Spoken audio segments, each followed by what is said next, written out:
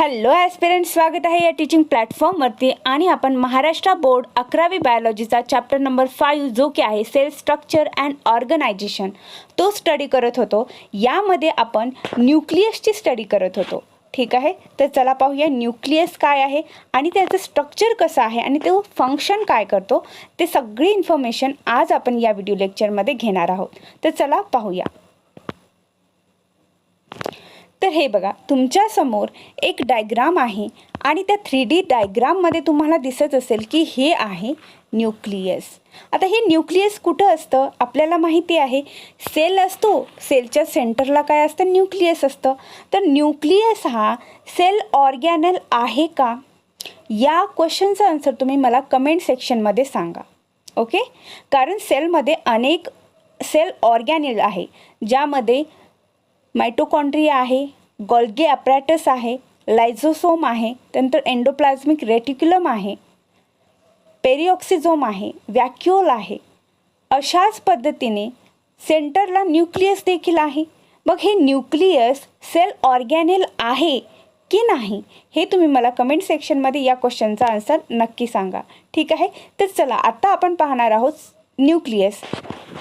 तर न्यूक्लियस जेव्हा आपण पाहतो तर तिथे असं सांगितलेलं आहे, structure of nucleus of a eukaryotic cell become a distinct in a non living non dividing cell or during interphase. तर इथे काय सांगितलेलं आहे, जे न्यूक्लियसचं स्ट्रक्चर आहे, न्यूक्लियसचं स्ट्रक्चर आहे. आता आपण जे स्टडी करत आहोत न्यूक्लियसची, ते युकॅरियोटिक सेलमधील आहे.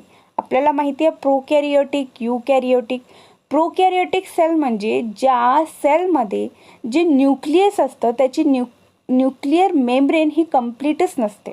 तर न्यूक्लिअर मेम्ब्रेनच नसते असे ॲनिमल्सला प्रोकॅरियोटिक म्हणतात, प्रोकॅरियोटिक सेल ॲनिमल्स. पण इथे जो आपण न्यूक्लियसची स्टडी करत आहे ते युकॅरियोटिक न्यूक्लियस आहे, जो की आहे याच्यामध्ये well develop nuclear membrane present आहे. त्या सेलला काय म्हणायचं, युकॅरियोटिक सेल. तर cell become distinct in a non dividing cell or during interface.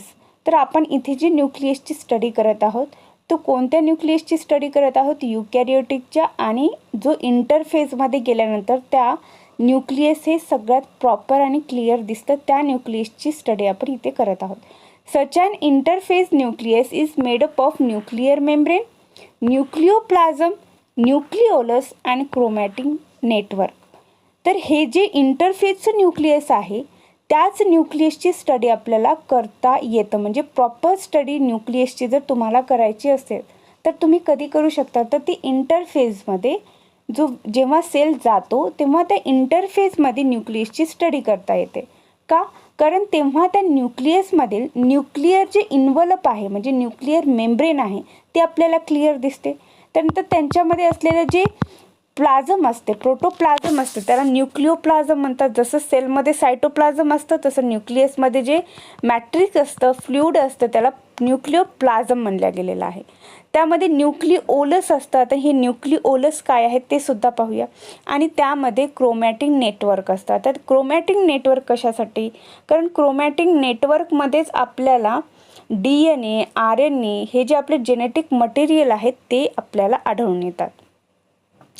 पुढे पाहूया, nuclear envelope is a double layer delimiting membrane of nucleus. तर जी ही न्यूक्लिअर मेम्ब्रेन आहे न्यूक्लियसची ती कशी आहे, तर डबल लेयर आहे. तर हे दोन मेम्ब्रेन जे आहेत ते सेपरेटेड आहेत.